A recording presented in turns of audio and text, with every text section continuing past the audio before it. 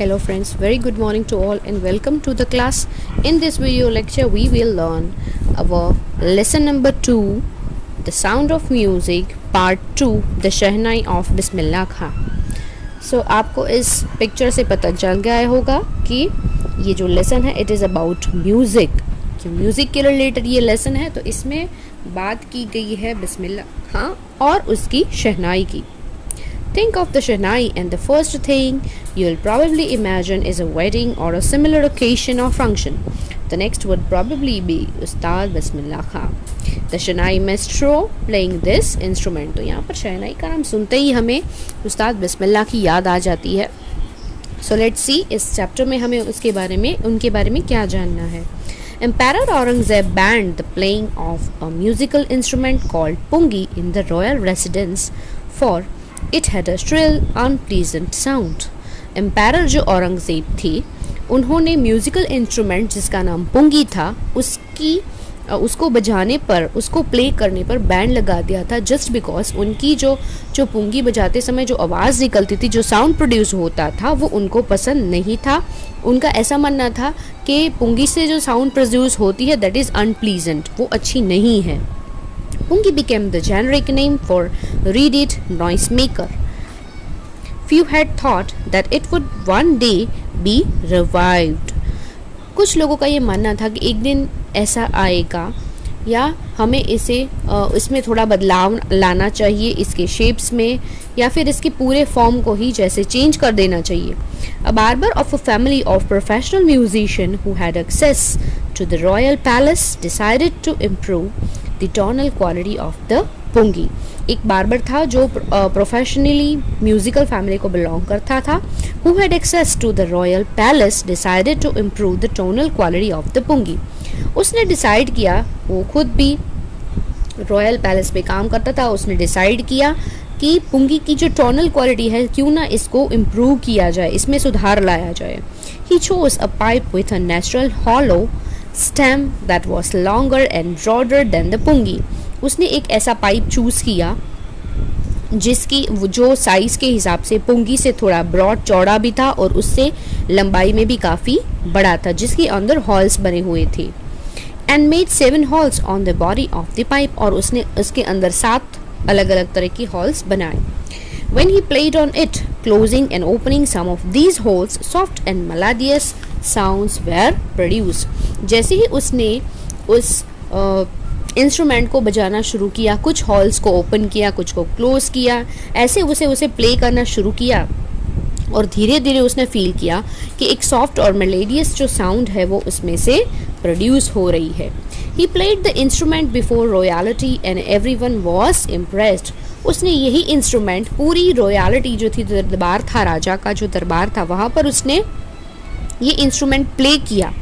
And everyone was impressed, और सब वो लोग वहाँ पर जो बैठे थे वो सब इम्प्रेस्ड हो गए। The instrument so different from the pungi had to be given a new name. ये जो इंस्ट्रूमेंट था वो काफ़ी हद तक पुंगी से डिफरेंट था, दिखने में भी और आवाज़ में भी। सो इट इज़ ऑब्वियस कि उसको एक नया नाम दिया जाए। You can see the picture of pungi and shehnai, कितना डिफरेंस है दोनों के बीच में। So different from the pungi had to be given a new name. तो पुंगी से ये डिफरेंट था इसलिए उसको नया नाम देना है। As the story goes, since it was first played in the Shah's chamber, क्योंकि इसको सबसे पहले शाह की चैम्बर, शाह यानी कि जो राजा, जो औरंगज़ेब और जो राजा थे उनको शाह के नाम से नवाजा जाता था, तो वो शाह की चैम्बर्स में, उनकी कोर्ट में, वहाँ पर उसको सबसे पहले बजाया गया था। एंड वॉज प्लेड बाय अ नाई, और सबसे पहले बजाने वाला जो बार्बर था जिसको नाई भी बोलते हैं, तो शाह के चैम्बर में सबसे पहले बजाया गया था, और नाई यानी कि बार्बर, तो नाई के द्वारा बजाया गया था। So that's why the instrument was named the shehnai. Shehnai, इन दोनों वर्ड को कंपाउंड करके एक न्यू वर्ड प्रेजेंट किया गया और इस नए इंस्ट्रूमेंट को नाम दिया गया शहनाई। The sound of the Shehnai began to be considered auspicious, and for this reason it is still played in temples and is an indispensable component of any North Indian weddings. Auspicious का मतलब है promising to bring good fortune. अब इसकी आवाज़ को good Fortune के साथ जोड़ा गया था, इसीलिए ये बहुत ही ऑस्पिशियस था। साथ साथ में अब यही रीज़न के साथ साथ लोग इस इंस्ट्रूमेंट को अच्छे ओकेशंस पे बजाना पसंद करते हैं। जैसे कि हम सब जानते हैं कि शादी में स्पेशली शहनाई को बजाया जाता है आज भी, और यहाँ पर मेंशन भी किया है नॉर्थ इंडियन वेडिंग्स में तो ये बजाया ही जाता है। इवन आज के ज़माने में भी, आज के टाइम में भी ये टेम्पल्स में शहनाई को बजाया जाता है।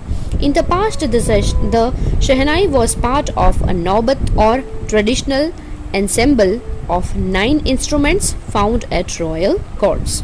तो पहले की बात है, पास्ट टाइम में जो ये शहनाई था, ये जब जो ये रॉयल असेंबली, जो रॉयल कोर्ट में जितने भी इंस्ट्रूमेंट को बजाया जाता था, उसमें नौबत के जो इंस्ट्रूमेंट्स थे उसमें से एक इंस्ट्रूमेंट था शहनाई, जिसको नौबत में शामिल किया गया था। ये जो नौबत है उसमें 9 तरह के अलग अलग इंस्ट्रूमेंट्स होते हैं। तो ये जो 9 इंस्ट्रूमेंट अलग अलग जो रॉयल कोर्ट में बजाए जाते थे उसमें से एक इंस्ट्रूमेंट था, that is shehnai. Till recently it was used only in temples and wedding. तो आज के टाइम में भी टेम्पल्स और वेडिंग्स में पूंगी जो है उसको बजाया जाता है। The credit for beginning this instrument on to the classical stage goes to Ustad Bismillah Khan. तो अब इसके ब्रिंकिंग के बाद, इसकी जब जैसे समझ लो कि भाई शहनाई की बोन तो हो गई है, तो ब्रिंग दिस इंस्ट्रूमेंट, अब इस इंस्ट्रूमेंट को क्लासिकल स्टेज पे ले जाने का जो श्रेय है वो जाता है हमारे उस्ताद बिस्मिल्लाह खां को। As a 5-year-old, Bismillah Khan played gilli danda near a pond in the ancient estate of Dumrao in Bihar. 5 साल का छोटा सा बच्चा बिस्मिल्लाह खां, यानी कि बिस्मिल्लाह खां जब छोटे थे, सिर्फ 5 साल के थे, तब वो गिल्ली डंडा खेलते थे अपने गांव दुमराव जो बिहार में है, विच इज़ एंशंट, बहुत ही पुराना गांव है, जिसे तो उस टाइम में उसे दुमराव गांव जो उनका था, वहाँ पर तालाब के पास वो गिल्ली डंडा खेला करते थे। He would regularly go to the nearby Bihariji temple to sing a Bhojpuri Chaita. तो वो नज़दीक के बिहारी जी का जो मंदिर था वहाँ पर भोजपुरी स्टाइल में, जो वहाँ पर भगवान के मंदिर में जो गाया जाता था, उस पद को बोलते थे चैता। तो उनको प्ले करने के लिए वहाँ वो जाते थे। At the end of which he would earn a big laddoo weighing 1.25 kg। और जब ये सब ख़त्म होता था तो अंत में उनको एज अ प्राइज़ 125 kg का लड्डू उनको एज अ प्राइज़ दिया जाता था। A prize given by the local maharaja, और वहाँ के जो लोकल महाराजा थे उनको एट द एंड ये प्राइज़ में लड्डू देते थे। This happened 80 years ago and the little boy has traveled far to earn the highest civilian award in India, the Bharat Ratna। अब 80 साल पहले की ये बात है, 80 साल पहले उनको एज अ प्राइज़ लड्डू मिलता था, और 80 साल के बाद यही जो लड़का है उसने इतना ट्रैवल किया, इतना वो दूर तक गया कि उसको देश का सबसे हाईएस्ट सिविलियन अवार्ड जो है वो मिला, जिसका नाम है Bharat Ratna. Born on 21st March 1916, Bismillah belongs to a well-known family of musician from Bihar। 1916 की बात है, 21 मार्च को उनका जन्म हुआ था। बिस्मिल्लाह खां बिलोंग करते थे एक म्यूजिशियन फैमिली को जो बिहार की थी, बिहार की वेल नोन म्यूजिशियन फैमिली को वो बिलोंग करते थे। His grandfather Rasool Bakhsh Khan was the shehnai nawaz of the Bhojpur king's court. उनके जो दादा थे रसूल बख्श खान, वो भोजपुर किंग की कोर्ट में शहनाई नवाज हुआ करते थे। His father Paigambar Bakhsh and other paternal ancestors were also great shehnai players. उसके जो पिताजी थे पैगंबर बख्श, और उनके दूसरे जो पैटर्नल एंसेस्टर्स थे, यानी कि जो उनके पिता की फैमिली के जो पूर्वज थे, तो वो सब भी अच्छे खासे म्यूजिशियन थे, वो भी अच्छे खासे शहनाई प्लेयर रह चुके हैं। The young boy took to music early in life at the age of 3 when his mother took him to his maternal uncle's house in Banaras, now Varanasi। तो जब छोटा सा बच्चा था तब पहले से ही उसके अंदर म्यूज़िक को अर्ली लाइफ से ही उनको जैसे सिखाना शुरू हो गया था। जब 3 साल के थे तो उनकी मदर ने उनको अपने मैटरनल अंकल्स हाउस, यानी कि उसकी मदर की जो फैमिली थी वहाँ पर, उनके जो अंकल थे वहाँ पर उनको भेजा गया था। बनारस में, जो अब वाराणसी के नाम से जाना जाता है। Bismillah was fascinated watching his uncles practice the shehnai. वो हर रोज़ अपने अंकल को शहनाई की प्रैक्टिस करते हुए देखते थे और वो खुद भी उससे बहुत ही इम्प्रेस हुए। Soon Bismillah started accompany his uncle Ali Baksh to the Vishnu temple of Banaras where Baksh was employed to play the शहनाई। उनके जो अंकल थे बिस्मिल्लाह खां के अंकल, वो नज़दीक के विष्णु टेम्पल में बनारस में उनको वहाँ पर एज अ एम्प्लॉय वो वहाँ पर शहनाई बजाने जाते थे। तो उसको अकम्पनाइट करने के लिए बिस्मिल्लाह खां थे, वो भी उनके साथ वहाँ पर जाते थे।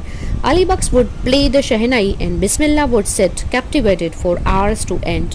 वो वहाँ पर अली बख्श जो थे वो वहाँ पर मंदिर में शहनाई बजाते थे और बिस्मिल्लाह खान जो थे वो वहाँ पर घंटों तक बैठते थे। एट द एंड वो अंत तक वहाँ पर ही बैठते थे और उस म्यूज़िक को एंजॉय करते थे। Slowly he started getting lesson in playing the instrument and would sit practicing throughout the day। धीरे धीरे उनको भी इस इंस्ट्रूमेंट में इंटरेस्ट आने लगा, वो भी इसको सीखने लगे और फिर घंटों तक बैठकर पूरे दिन वो इसकी प्रैक्टिस किया करते थे। For years to come, the temple of Balaji and Mangala Maiya and the bank of the Ganga became the young apprentice's favorite haunts where he could practice in solitude। अब यहाँ पर धीरे धीरे प्रैक्टिस करते करते वो भी यहाँ पर जो मंदिर थे for years to come the temple of Balaji और मंगला मैया का जो मंदिर था वहाँ पर वो भी जाया करते थे। और बैंक ऑफ गंगा यानी गंगा का किनारा, ये तीनों जगह ऐसी थी जो इस यंग आर्टिस्ट था उनकी प्रैक्टिस की जैसे वो जगह बन गई थी, जहाँ पर वो अकेले जाना बहुत सॉलिट्यूड मानो वहाँ पर अकेले बैठकर वो शहनाई को प्ले करना बहुत पसंद करते थे। तो ये उनके फेवरेट प्लेस बन गए थे। गंगा मैया का जो किनारा है, मंगला मैया का मंदिर और बालाजी टेम्पल, ये तीनों जगह उनके लिए बहुत ही फेवरेट बन गई थी। The flowing waters of Ganga inspired him to improvised and invent ragas that were earlier considered to be beyond the range of the शहनाई। गंगा के किनारे के पास बैठना, जैसे कि गंगा का पानी उनको एवरी टाइम इंस्पायर करता था नए नए रागों को सीखने में। तो आगे जाके उन्होंने इतने अच्छे अच्छे राग को इन्वेंट किया, आगे जाके सुनने वालों को भी ये लगा कि इस तरह के राग को इन्वेंट करना या फिर इन तरह के राग्स को गाना इट इज़ वेरी नाइस और ये थोड़ा सा इम्पॉसिबल भी था, पर फिर भी उन्होंने कर दिखाया। तो यहाँ पर उनका मानना है कि गंगा का जो पानी है वो एवरी टाइम उनको इंस्पायर करता था ऐसे नए नए रागा को सीखने में। At the age of 14 Bismillah accompanied his uncle to the Allahabad music conference. 14 साल की उम्र में ही बिस्मिल्लाह खां अपने अंकल के साथ इलाहाबाद म्यूज़िक कॉन्फ्रेंस में उनको अकम्पनाइड करने के लिए गए।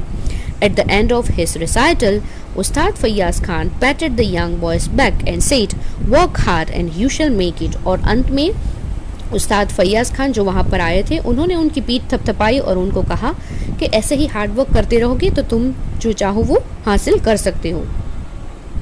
With the opening of All India Radio in Lucknow in 1938 came Bismillah's big break। 1938 में जब लखनऊ में ऑल इंडिया रेडियो की जब शुरुआत थी तो पहली बार बिस्मिल्लाह खां के लिए ये ब्रेक था, उनकी लाइफ में पहला ब्रेक उनको यहाँ से मिला। और ऑल इंडिया रेडियो जैसे ही शुरू हुआ लखनऊ में, he soon became the often heard shehnai player on radio. तो रेडियो पे उनकी शहनाई को सुनने मिलता था। ज़्यादातर कोई ऐसे इंस्ट्रूमेंट्स प्लेयर नहीं थे, पर यहाँ पर बिस्मिल्लाह खां जो हमारे थे वो एक ऐसे प्लेयर बन गए थे जिसको आप रेडियो पे भी सुन सकते हो। When India gained independence on 15th August 1947, Bismillah Khan became the first Indian to greet the nation with his शहनाई। जब हमारे देश को यानी कि भारत को जब 15 अगस्त 1947 में जब आज़ादी मिली, तब बिस्मिल्लाह खां ही सबसे पहले ऐसे इंडियन म्यूजिशियन थे जिन्होंने सबसे पहले पूरे देश को अपनी शहनाई से प्ले करके उनको बधाइयाँ दी थी। He poured his heart out into Raga Kafi from the Red Fort to an audience which included Pandit Jawaharlal Nehru. फिर उन्होंने सबको ग्रीट करते हुए, मतलब पूरे देश को इस बात की बधाई देते हुए, उन्होंने राग काफ़ी रेड फोर्ट पर यानी कि लाल किले पर से ये राग काफ़ी को गाया था। और सारी ऑडियंस को साथ साथ जो पंडित जवाहरलाल नेहरू थे उनको भी इस बात से उन्होंने जैसे खुश कर दिया था। Who later gave his famous treatise with destiny speech, और फिर जवाहरलाल नेहरू ने अपनी स्पीच ट्रस्ट विद डेस्टिनी वो भी वहाँ पर फेमस हुई थी। Bismillah Khan has given many memorable performances both in India and abroad. उन्होंने बहुत अच्छी और मेमोरेबल यानी कि यादगार परफॉर्मेंसेस दी थी भारत में, इवन अब्रॉड में भी यानी कि विदेश में भी उन्होंने अच्छी परफॉर्मेंस दी थी। His first trip abroad was to Afghanistan where King Zahir Shah was so taken in by the maestro। अब यहाँ पर उनकी जो फर्स्ट ट्रिप थी अब्रॉड की अफ़गानिस्तान में, जहाँ पर उन्होंने किंग ज़ाहिर शाह की कोर्ट में अपनी परफॉर्मेंस दी थी, and there the maestro that he gifted him priceless Persian carpet and other souvenirs. तो जो प्रिंस थे उन्होंने एज अ गिफ्ट उनको पर्शियन कारपेट्स और बहुत सारे अच्छे गिफ्ट्स भी दिए थे। The king of Afghanistan was not the only one to be fascinated with Bismillah's music. ये सिर्फ अफगानिस्तान के किंग ही एक ऐसे इंसान नहीं थे, पर इनके अलावा भी बहुत सारे ऐसे थे जिनको बिस्मिल्लाह खां का म्यूजिक जो था बहुत ही अच्छा लगा। Film director Vijay Bhatt was so impressed after hearing Bismillah play at a festival that he named a film after the instrument called गूंज उठी शहनाई। तो बिस्मिल्लाह खां के म्यूज़िक से इम्प्रेस होकर विजय भट्ट जो फिल्म के डायरेक्टर थे उन्होंने अपनी फिल्म का नाम इस इंस्ट्रूमेंट यानी कि शहनाई जो बजाते थे बिस्मिल्लाह खां उनसे इम्प्रेस होकर उन्होंने अपनी फिल्म का नाम रखा Goonj Uthi Shehnai, and the film was a hit, और वो फिल्म बहुत ही हिट हुई। एंड वन ऑफ बिस्मिल्लाह खास composition Dil Ka Khilona Hai Toot Gaya turn out to be a nation wide chart buster. Chart buster का मतलब है रिकॉर्ड ब्रेकर, यानी कि इस फिल्म में एक सॉन्ग था विच इज़ सो फेमस, बहुत ही वो फेमस गाना रहा। उनको कंपोजिशन किया था बिस्मिल्लाह खां ने, जिस गाने का नाम था दिल का खिलौना है टूट गया, और वो गाना ब्लॉकबस्टर रहा। मतलब जिनने ऐसा गाना रहा, मतलब सारे रिकॉर्ड्स ही उस गाने ने ब्रेक कर दिए थे। Despite this huge success in the celluloid world, Bismillah Khan's ventures in film music were limited to two। इतने अच्छे वो कलाकार थे, इतनी अच्छी मतलब इतनी बड़ी सक्सेस उनको मिली थी, फिर भी उनका जो venture means a project this often involves risk, ऐसे प्रोजेक्ट जिनमें ऑलवेज रिस्क रहता है। सेलुलॉइड का मतलब है यहाँ पर old fashioned way of referring to films, ये एक ऐसा शब्द है जो फिल्म रेफरिंग टू फिल्म के लिए रेफर किया जाता, फिल्म्स के लिए रेफर किया जाता है। सो यहाँ पर उन्होंने अपने बहुत ही कम काम जो है वो फिल्म सिटीज़ को दिए, भले ही उनको इतनी बड़ी सक्सेस म्यूज़िक के फील्ड में उनके पास थी, फिर भी तो उन्होंने अपना दूसरा काम विजय भट्ट गूंज उठी शहनाई एंड विक्रम श्रीनिवासास कन्नड़ वेंचर शनादी अपाना। शनादी अपाना ये कन्नड़ वेंचर था श्रीनिवासा का, उसमें उन्होंने अपना वर्क दिया। I just can't come to term with the artificiality and glamour of the film world, he says with emphasise. Emphasise का मतलब है ऐसे शब्द जिस पर आप स्ट्रेस देके बहुत ही वजन से बोलते हो ऐसे शब्द पर। तो उन्होंने यहाँ पर मेंशन किया कि ये जो फिल्म का ग्लैमर वर्ड है which is artificial, he don't want to, जैसे वो आना ही नहीं चाहते इसमें। Awards and recognition came thick and fast. अब अवार्ड्स और रिकॉग्नाइजेशन ये दोनों चीज़ें ही उनको अच्छे से मिल रही थी और जल्दी से मिल रही थी। Bismillah Khan became the first Indian to be invited to perform at the prestigious Lincoln Center Hall in the United States of America। तो बिस्मिल्लाह खां ही ऐसे पहले इंडियन थे जिनको परफॉर्म करने के लिए इनवाइट किया गया था यूनाइटेड स्टेट यानी कि अमेरिका में जो लिंकन सेंटर हॉल है वहाँ पर उनको अपनी परफॉर्मेंस के लिए बुलाया गया था। तो ऐसे वो पहले इंडियन थे।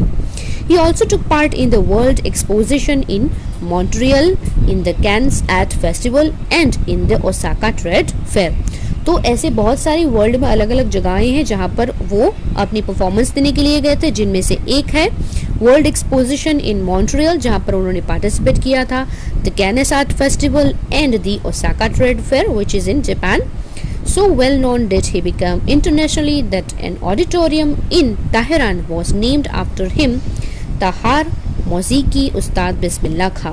तो वो दुनिया में मतलब पूरी दुनिया में वो इतने फेमस हो गए, इतने वेल नोन हो गए।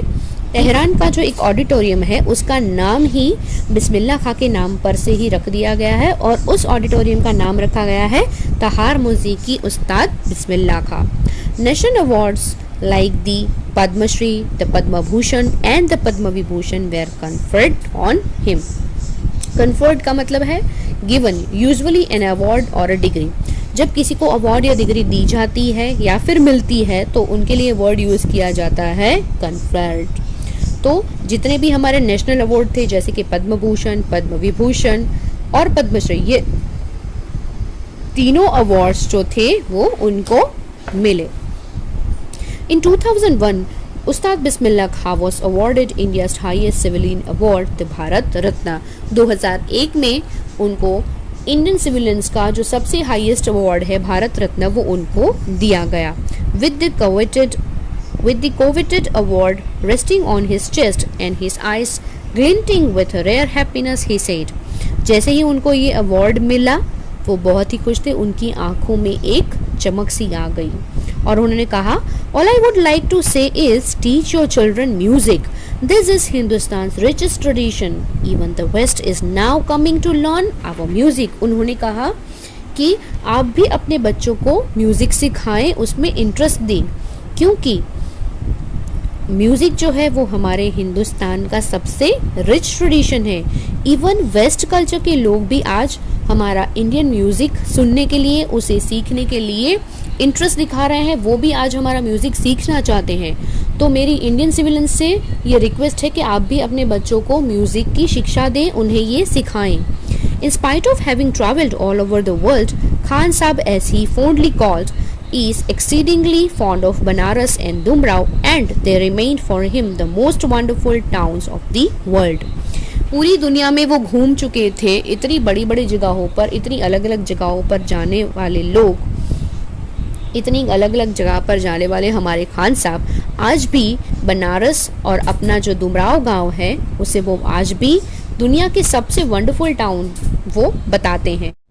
A student of his once wanted him to head a Shehnai school in the USA, and the student promised to recreate the atmosphere of Banaras by replicating the temples there. एक बार उनके जो students थे उन्होंने उनको request की कि आप USA में हमारी स्कूल में हमें पढ़ाई करने के लिए यहाँ पर आए, तो हम आपको यहाँ पर जैसे बनारस का एटमॉस्फेयर है वहाँ यहाँ पर भी हम आपको यूएसए में भी आपको बनारस जैसा ही एटमॉस्फेयर खड़ा कर देंगे विद द टेम्पल. जो टेम्पल को आप ज़्यादा पसंद करते थे, जहाँ पर बैठना आप ज़्यादा पसंद करते थे, वैसा ही एटमॉस्फेयर हम यहाँ पर यूएसए में आपको क्रिएट कर देंगे. रेप्लिकेटिंग का मतलब है किसी चीज़ को कॉपी करना, तो उसको जैसे कॉपी करके जैसे वहाँ पर एटमॉस्फेयर था वैसे ही यहाँ पर हम खड़ा कर देंगे. But Khan Sahab asked him if he would be able to transport river Ganga as well. तो तब खान साहब ने क्या कहा कि क्या तुम गंगा रिवर का जो पानी है क्या तुम उसको भी यहाँ ट्रांसपोर्ट कर सकते हो. Later he is remembered to have said that is why whenever I am in a foreign country I keep yearning to see Hindustan. और ये एक ही शायद ये ऐसा रीज़न था कि जब उन्होंने खुद भी ये मेंशन किया है, खुद भी उन्होंने बताया है कि जब वो फॉरेन कंट्रीज़ में होते हैं तब वो हिंदुस्तान को बहुत मिस करते हैं. While in Mumbai, I think of only Banaras and the holy Ganga. और जब वो मुंबई में होते हैं तब वो बनारस और पवित्र गंगा को याद करते हैं. And while in Banaras, I miss the unique मट्ठा of Dumrao. और जब वो बनारस में होते हैं तब दुमराव गांव का जो मट्ठा है उसको वो बहुत मिस करते हैं. उस्ताद बिस्मिल्लाह Khan's life is a perfect example of the rich cultural heritage of India. One that effortlessly accepts that the devout Muslim like him can very naturally play the Shehnai every morning at the Kashi Vishwanath temple. Bismillah Khan का जो जीवन है वो हमारे लिए बहुत ही perfect example है of the rich and cultural heritage. हमारे इंडिया का बहुत ही रिच जो एक समृद्ध है कल्चर, उसका एक बेस्ट एग्जाम्पल है, क्योंकि वन दैट एफर्टलेसली एक्सेप्ट, उन्होंने एफर्टलेसली एक्सेप्ट दैट डिवोट मुस्लिम, वो मुस्लिम होने के बावजूद भी एव कैन नेचुरली प्ले, उन्होंने बिना कोई भी दबाव के या फिर किसी भी अलग रीज़न की वजह से उन्होंने कभी भी ऐसा नहीं सोचा. And he everyday play shehnai and every morning in the Kashi Vishwanath temple. इतने एक मुस्लिम होने के बावजूद भी उन्होंने मंदिर में जाके शहनाई को बजाना पसंद किया. That is I think perfect example of cultural heritage of India. So Ustad Bismillah Khan passed away on 21st August 2006 at the age of 90 after a prolonged illness. उस्ताद बिस्मिल्लाह खां हमारे बीच नहीं है आज, तो 2006 21 अगस्त को उनकी डेथ हुई. He has given a state funeral and the government of India declared 1 day of national mourning. तो हमारी जो गवर्नमेंट है उन्होंने उनको जो राज सम्मान मिलना चाहिए वो भी दिया, और ये हमारे सामने एक अच्छा सा एग्जाम्पल है. थ्रू दिस हमें भी सीखना चाहिए कि म्यूज़िक के रिलेटेड जो उनकी भावनाएं थी, जो उनका इंटरेस्ट था, उन्होंने अपनी लाइफ के एंड तक उसको कायम रखा. साथ में उन्होंने एक ऐसा एग्जाम्पल हमारे सामने दिया है जो हमें बहुत अच्छी सीख देता है कि कुछ चीज़ें हमारी लाइफ में ऐसी होती है जो हमारे धर्म, हमारी जात या फिर हमारी लाइक डिसलाइक के ऊपर होती है. तो कुछ इंसानियत भी हमारे अंदर छुपी हुई है. तो थ्रू द म्यूज़िक उन्होंने ये बहुत एक अच्छा एग्जाम्पल उनकी खुद की लाइफ के थ्रू हमें एक अच्छा सा बेस्ट एग्जाम्पल उन्होंने यहाँ पर प्रेजेंट किया है. So I hope you like the lesson, understand it very well. Thank you.